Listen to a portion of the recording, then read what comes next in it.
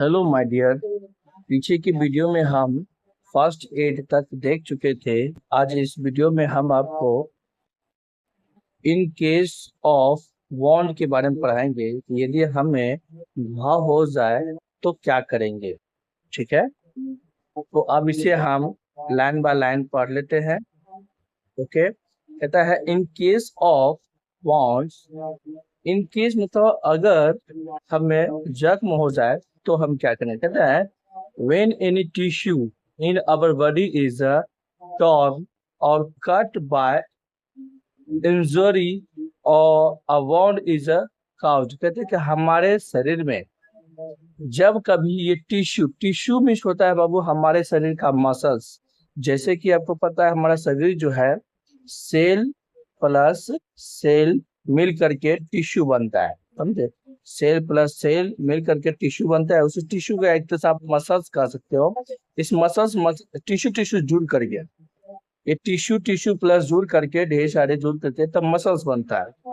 ठीक है, when any tissue in our body is a torn और कट, या तो मोच पड़ जाती है या कट जाती है, तो उस जगह पर हमें वाउंड घाव का निर्माण करता है। कॉज मतलब घाव का कारण बन जाता है।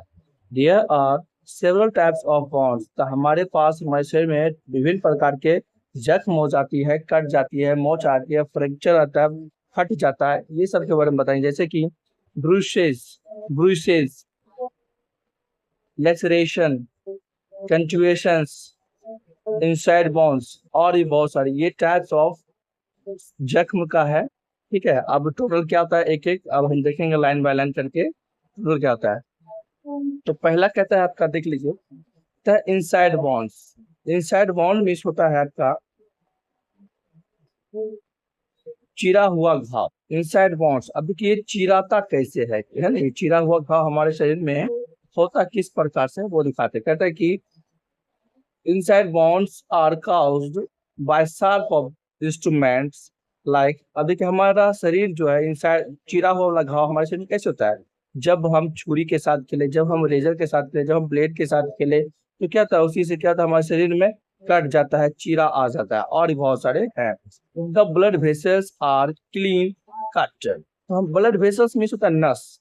नस क्या होता है, जैसे हम नया नया ब्लेड को छूटे हैं बहुत अच्छी तरह से कट जाता है।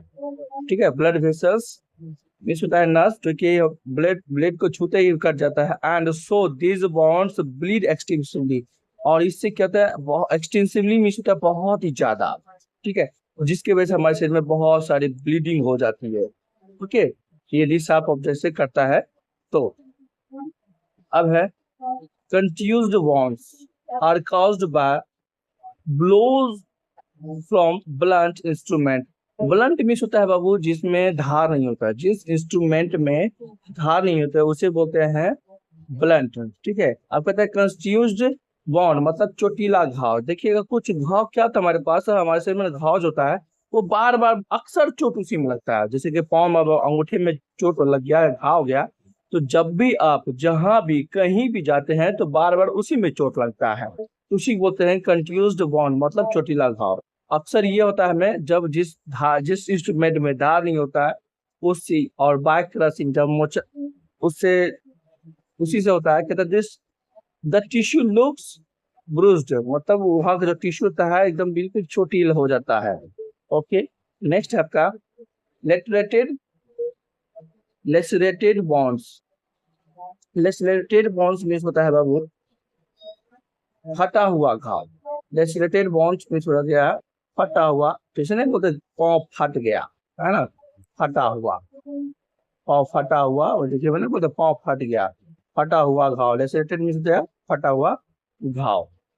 ओके, अब इसको हम देखेंगे लाइन बाय लाइन करके। लेसरेटेड बॉन्ड्स क्या होता है। कहता है lacerated wounds are caused by fall on rough surface.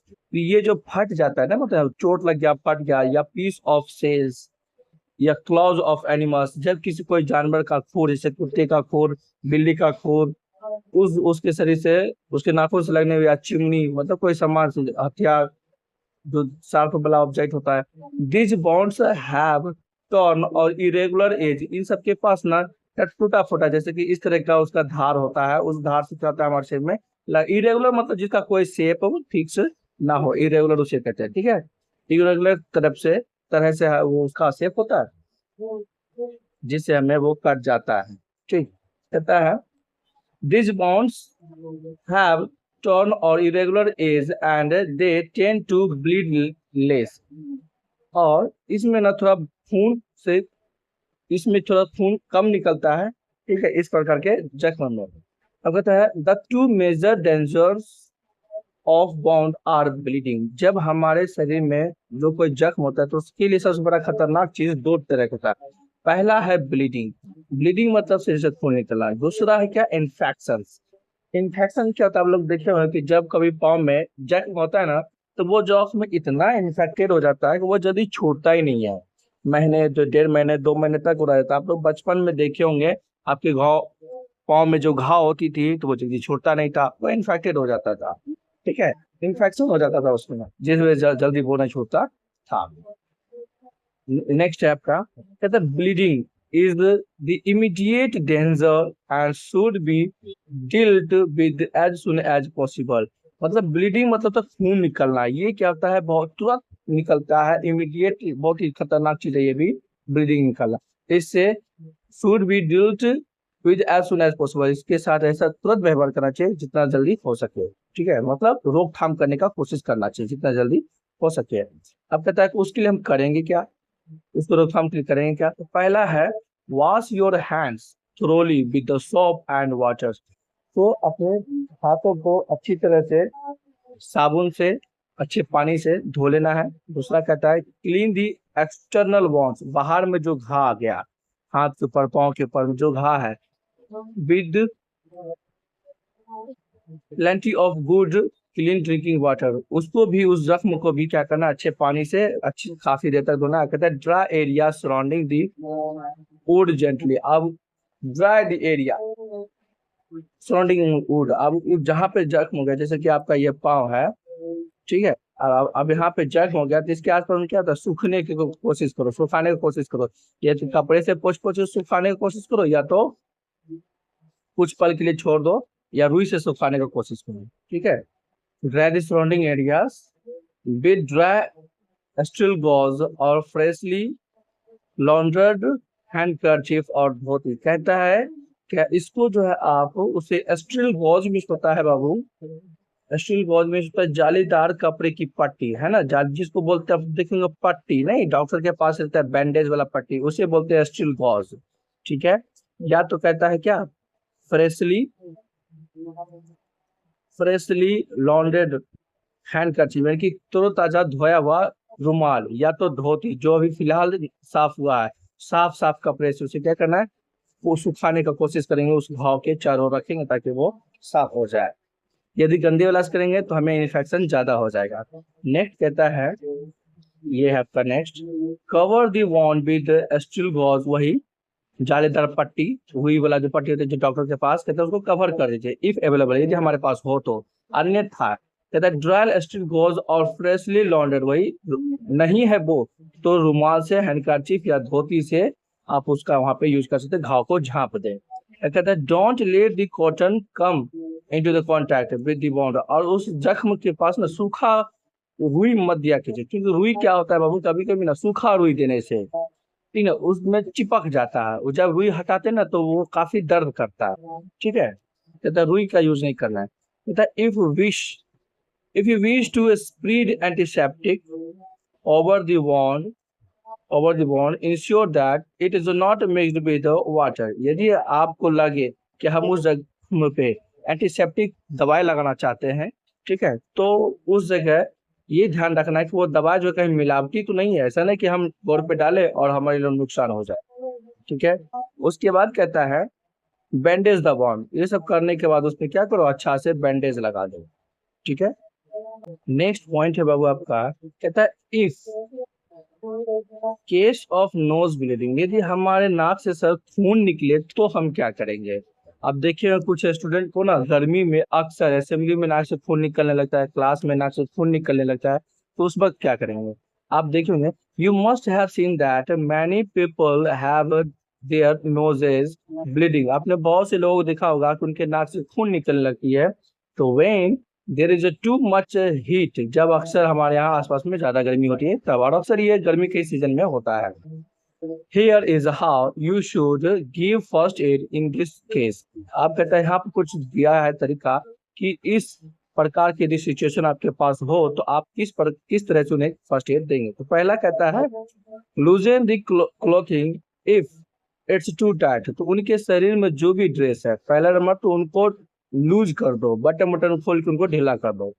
Next कहता है प्रेस द नोज, उसकी नाक को दाबे रहो अपने अंगूठे से और उंगली से ताकि उसके नाक से खून ना निकले। कहता है then press the nose towards your face, अपनी चेहरे की ओर उस नाक को पकड़ के खींचे रखना है। कहता है hold the nose for 5 minutes, 4 या 5 मिनट तक उसके नाक को पकड़े रहो। मोर टिल इट, या उससे ज्यादा भी, तो स्टॉप ब्लीडिंग, अपने आप क्या होगा, खून जो है बहना बंद हो जाएगा। ठीक है। अब नेक्स्ट कहता है keep your head straight, don't look down. आप कहता है अपने शरीर को, इनके हेड को ऊपर की ओर रखना है। ठीक है, इसके जैसा ऊपर की ओर रखना है, नीचे नहीं करना है। अब कहता है अप्लाई आइस, अब उस जगह उसके नाक पर क्या हो, बर्फ रख देना है। बर्फ रखने से क्या होता है बाबू, उसका नाक जो है ठंडा हो जाएगा। आपको पता है कि हमारे आसपास का मौसम गर्म है, तो उसके नाक पे आइस रखने से क्या होगा, उसका नाक ठंडा हो जाएगा और उसका ब्लीडिंग क्या हो जाएगा, रुक जाएगा। इसलिए हम उस जगह पे नाक पे बर्फ का यूज करेंगे। अब नेक्स्ट पॉइंट है आपका टर्निक्वेट। टर्निक्वेट मीन्स होता है रक्त रोधक, मतलब अब ऐसा चीज पट्टी की तरह से होता है, अब उसको टर्निक्वेट। आप लोगों ने देखा होगा टर्निक्वेट को, ठीक है, टर्निक्वेट को देखा होगा आपने। अरे जैसे भाई आपका ये हाथ है, ठीक है, आप जैसे कि आपका ये हाथ है, ये उंगली है, आपको दिखा रहा हूँ। अब यहाँ पे कट गया तो देखे होंगे कुछ लोग क्या करता है, यहाँ पे टाइट कर देता है, जोर से बांध लेता है, तो इसी को बोलते हैं टर्निक्वेट। ठीक है, कि हमारे हाथों से आगे खून ना निकले। यहाँ पे जो अपने रस्सी बांधा, फीता बांधा, टाइट कर लिया, बेल्ट बांध लिया, टाइट, जो भी कुछ बांध लिया, इसी रस्सी को बोलते हैं टर्निक्वेट। ठीक है, उसी के बारे में हम देखेंगे। टर्निक्वेट मीन्स हो गया रक्त रोधक, मतलब जो खून को रोके। ठीक है, जो खून को रोके उसको बोलते हैं रक्त रोधक। और कहते हैं tourniquet is used only as a last option. ये टर्निक्वेट का यूज हम लास्ट ऑप्शन में करते हैं जब कुछ नहीं मिलता है तो। देखिए it is used to control severe bleeding. देखिए अब जस्ट बताया ना हम, आपके हाथ है आपका, यहाँ से खून निकल रहा है तो हम लोग क्या करते हैं, रस्सी बांध लेते हैं या पाँव में रस्सी बांध लेते हैं ताकि उससे खून ना निकले। ठीक, ये है आपका, कहते हैं लास्ट ब्लीडिंग, ये लास्ट ऑप्शन है। Bleeding after all the other methods have fail, यदि हमारे पास सारा मेथड फेल हो गया खून रोकने का, तब जगह रस्सी से बांध दिए।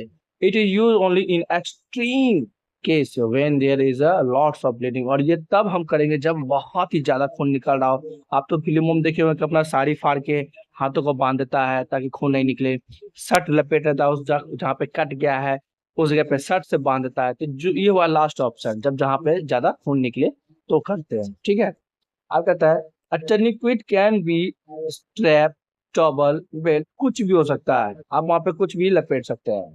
ठीक है, कहता है to apply a tourniquet, place the tourniquet on the wound, मतलब वही जख्म के ऊपर क्या करना है, लपेट देना है। ठीक है, चारों ओर, जख्म के चारों ओर लपेटना। कहता है place a pad over the wound. Pad मतलब होता है बाबू रुई का थक्का। देखिएगा इस तरह से रुई, इस पे क्या करते हैं, काफी रख देते हैं, ये हो गया आपका पेड। या रुमाल देखे होंगे, उसको फोल्ड कर लेते हैं, 1 फोल्ड, 4 फोल्ड, तो फिर उसको फोल्ड फोल्ड करके छोटा कर दो, उसके जख्म पर जब हम रुमाल रखते हैं फिर उसको बोलते हैं क्या, पेड बोलते हैं। ठीक है, तो place a pad over the wound, उस जगह पे हम पेड रख दें। Rap the टर्निक्वेट around the wound, और उसके चारों ओर रस्सी से बांध दें wound twice and tight a half, और उसको दोबारा घुमा लें ताकि वो अच्छी तरह से टाइट हो जाए।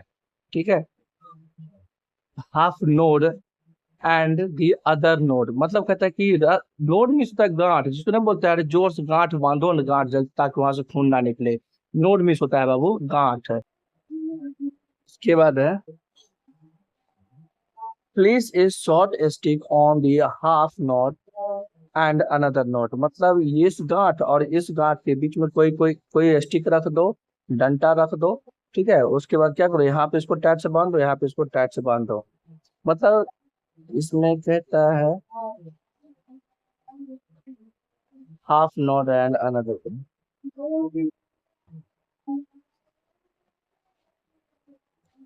Twist the stick and tight it until the bleeding is a control, कहता है कि उसको काफी अच्छी तरह से ट्विस्ट को मतलब घुमा करके कस दीजिए, टाइट कर दीजिए, ताकि खून वहां पे ब्लीडिंग कंट्रोल हो जाए।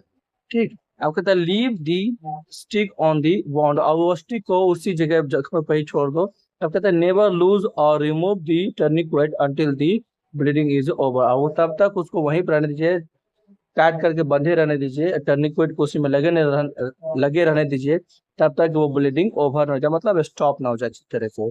ठीक है। इसके बाद टॉपिक है आपका sprain and fracture. Sprain miss हो गया बाबू मोच, ठीक है।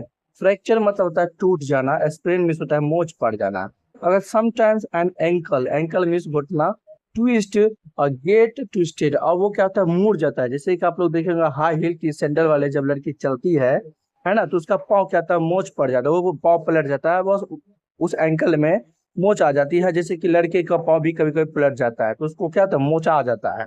The when the tissue around a joint get torn, जब वहां पर का टिश्यू जो है टॉर्न हो जाती है, मतलब फटने का कोशिश, टॉर्न एक्चुअली होता है फटना, लेकिन फटता नहीं है, फटने का कोशिश लगभग नमर जाता है वहां का टिश्यू, तो इट इज कॉल्ड स्प्रेन। उसी को हम क्या कहते हैं मोच कहते हैं। इसलिए देखे होंगे आप लोग, तो उस मोच पे क्या होता है वहां का पोर्शन जो है बहुत ही ज्यादा फूल जाता है। इन स्प्रेन ज्वाइंट स्वेल, देखो है ना लिखा हुआ, ज्वाइंट क्या हो जाता है फूल जाता है, swell up and is very painful, और बहुत ही दर्ददायक होता है वो, मोच बहुत दर्द करता है। अब कहता है apply ice on the affected area to reduce the swelling, आप उस जगह पे क्या करो आइस लगाओ, ताकि वो जो फूला हुआ एरिया है वो आपका फूला हुआ एरिया कम हो जाए। ठीक, उस जगह पे आइस लगाइए, ठीक, आइस, ताकि उस जगह पे क्या हो कम हो जाए। अब नेक्स्ट है टॉपिक उसी में, अब break in the bone is called fracture, बोले ना फ्रैक्चर, जब हड्डी टूट जाती है, ये हमारा हड्डी है, इस बीच से कहीं पे भी कुछ हो गया तो उसी को बोलते हैं फ्रैक्चर। वो चाहे करेक हो जाए तो भी फ्रैक्चर कहलाएगा, या टूट जाए तो भी वो फ्रैक्चर कहलाएगा। ठीक है। नेक्स्ट देखिए, कहता है वाइल प्लेइंग, जंपिंग, फॉलिंग और एनी और बाय एनी एक्सीडेंट, ये होता क्या है, फ्रैक्चर कब होता है, जब हम लोग खेलते हैं, जंपिंग करते हैं, या गिर जाते हैं, या कोई किसी प्रकार एक्सीडेंट होता है तो भी हमारा हड्डी टूट जाता है। तो अब वो समय क्रैक, हमारा हड्डी क्या होता है क्रैक भी हो सकती है या टूट भी सकती है, तो दिस में रिजल्ट इन फ्रैक्चर, उसी को हम फ्रैक्चर कहते हैं, चाहे क्रैक हो जाए या टूट जाए उसी को फ्रैक्चर कहते हैं।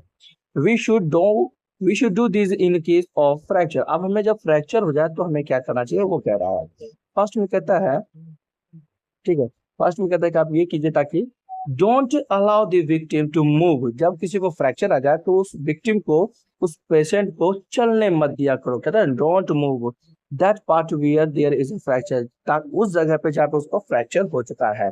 नेक्स्ट कहता है सपोर्ट दी ब्रोकन बोन्स, जहाँ पे हड्डी टूटी हुई है उसको सपोर्ट करे, उसको टाई ए स्प्लिंट, और उस जगह पे क्या करे एक कोई चीज दे दे, कूट दे दे या लकड़ी दे दे, और उस कूट को उस टूटे हुए एरिया में क्या करे जोर से बांध दे, ताकि वो एरिया मूव रहे। आपने बचपन में देखा होगा कि जब कभी बकरी का टांग टूटता है या कुत्ता का टांग टूटता है तो देखिए होगा, या आप लोग का भी टांग टूटता है, देखिए वहां से फट्ठी लगा देता है और चारों तरफ से उसको लपेट तक बांध देता है, उसी को बोलते हैं splint. It will prevent for the dislocation of the broken bones, और ये करेगा क्या, वो एरिया ना घूमेगा ना वहां का हड्डी वहां से भागेगा। ठीक है, प्रिवेंट करेगा, हिलने डोलने नहीं देगा। ठीक, चलिए नेक्स्ट है आपका सपोर्ट हो गया broken. Splint is a rigid piece of wood और प्लास्टिक, और स्प्लिंट क्या होता है सर, स्प्लिंट जो है आपका रिजिड, या तो वो लकड़ी का टुकड़ा और फट्टी जिसको बोलते हैं, या प्लास्टिक का कोई मटेरियल होगा या कोई लोहा का मटेरियल होगा, जो कि उस फ्रैक्चर एरिया में लगा देते हैं, लाइम टू किसी हाथ या पाँव में हो, प्रिवेंट ताकि उसका मूव ना करे, उसका हाथ तो क्या टूटा वाला एरिया मूव ना करे। ठीक, तथा if the fracture is in the arm bone, यदि हमारे हाथ के हड्डी में हो तो क्या करें, use a sling made of a triangular piece of cloth, अभी जस्ट मैंने आपको स्लिंग दिखाया था कि जब किसी का हाथ टूट जाता है तो क्या करते हैं, ये देखिए, ये जो लड़का है इसके गले में सिलिंज लगा हुआ है, ठीक है, ये जो रबर लगा हुआ है, सिलिंज इसको बोलते हैं, ये सिलिंज, ताकि इसका हाथ क्या हो, मूव ना करे, ठीक है, इसी को सिलिंज कहते हैं। If the fracture is in the leg bones, यदि ये फ्रैक्चर हमारे गोड़ में हो तो हमें क्या करना चाहिए, make the victim lie down, तो उस व्यक्ति को सुला देना चाहिए, एंड टाई द स्प्लिंट, और उस पे फट्टी या प्लास्टिक या लोहा कोई सीधा लगा के बांध देना चाहिए अराउंड द अफेक्टेड पार्ट, ताकि वो एरिया क्या हो, मूव ना करे। If bone of the victim is sticking out of the skin, यदि उसका हड्डी टूट फूट क्या है, मांस से बाहर आ गया, तो क्या करना चाहिए, then you are dealing with very seriously, तब उस वक्त आपको बड़ा ध्यान से डील करना पड़ेगा, क्योंकि हड्डी जो है शरीर से बाहर आ जाता है, मांस को फाड़ के बाहर आता है, ठीक है। Then also may be serious bleeding, और उस जगह पे ना काफी खून भी निकलता हुआ महसूस हो सकता है, खून निकल सकता है, इसलिए आपको बहुत ज्यादा सावधानी से डील करना पड़ेगा, ठीक है। इसका आगे भी पॉइंट है, देखते हैं। Don't apply too much pressure to stop the bleeding, और उस जगह पे ना आप ज्यादा प्रेशर नहीं देना है कि भाई इसको हम खून को रोक के ही रहेंगे, ठीक है ना, ऐसा नहीं कि ज्यादा प्रेशर देने के चक्कर में खून वहां और निकलना बढ़ जाए या दर्द बढ़ जाए, ठीक है, ज्यादा प्रेशर भी हम नहीं देंगे।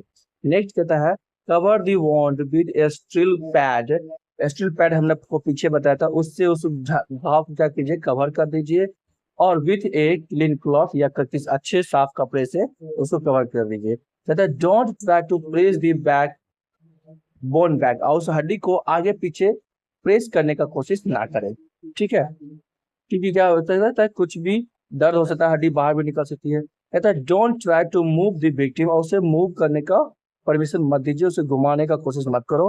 कॉल द डॉक्टर, डॉक्टर को बुलाओ, and make the victim comfortable, और उस जिसको ये एक्सीडेंट हो चुका है उसे कंफर्टेबल बना के रखो, ताकि उसे डर ना लगे, काफी रोए नहीं, ठीक है।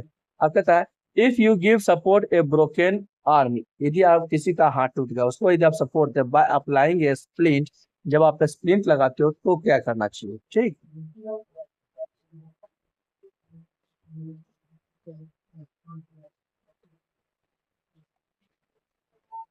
If applying a splint, find a rigid straight object that is longer than the bones, मैंने बताया था पीछे क्लास में, यानी कि आपका हाथ यदि इतना बड़ा है या पाँव इतना बड़ा है, तो इससे बड़ा जो है थोड़ा लकड़ी खोज लीजिए, काठी या लोहा या कोई प्लास्टिक, जो इसमें सटा के, पाँव में सटा के, हाथ में सटा के, वो क्या करेंगे, अच्छा से टाइट करके बांध लेंगे, ताकि वो टूटा वाला पार्ट क्या हो, मूव ना करे, ठीक है, वही कहता है straight object, okay.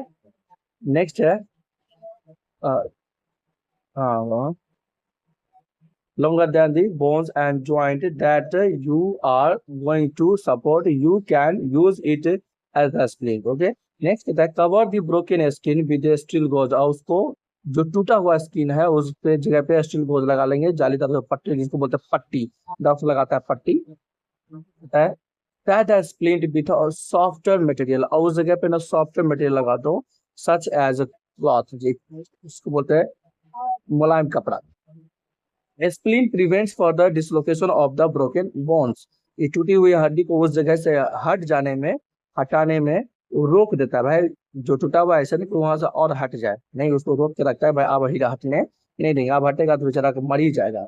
Now tight the splint to injured bones using tape या रॉप, या उसे टेप से बांध दो, बैंडेज वाला टेप आता है, या तो रस्सी से बांध दो, ठीक है। Make sure the splint is tight, और स्प्लिंट जो आपने लगाया वो टाइट होना चाहिए, but not so tight that it cuts of blooding circulation of the victim, अब इतना नहीं जोर से ज्यादा नहीं बांधना है तो उसके हाथ पांव में खून आना जाना ही बंद कर दे, ठीक है, इतना जोर से नहीं करेंगे हम लोग, टाइट करेंगे पर लिमिट में टाइट रखेंगे।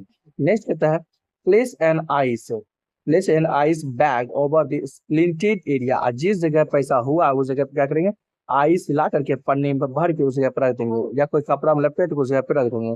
The ice bag should be covered with cloth, वो है ना, उस आइस बैग को कपड़े में रखना चाहिए, व्हेन प्लेस्ड टू स्किन, जब आप स्किन को उसको रखते हैं तब, ठीक है, ताकि वो डायरेक्ट पड़ेगा तो भी दिक्कत होगा, ठीक है, इसलिए कवर होना चाहिए। अब इसका आगे नेक्स्ट वीडियो में देखते हैं। Thank you.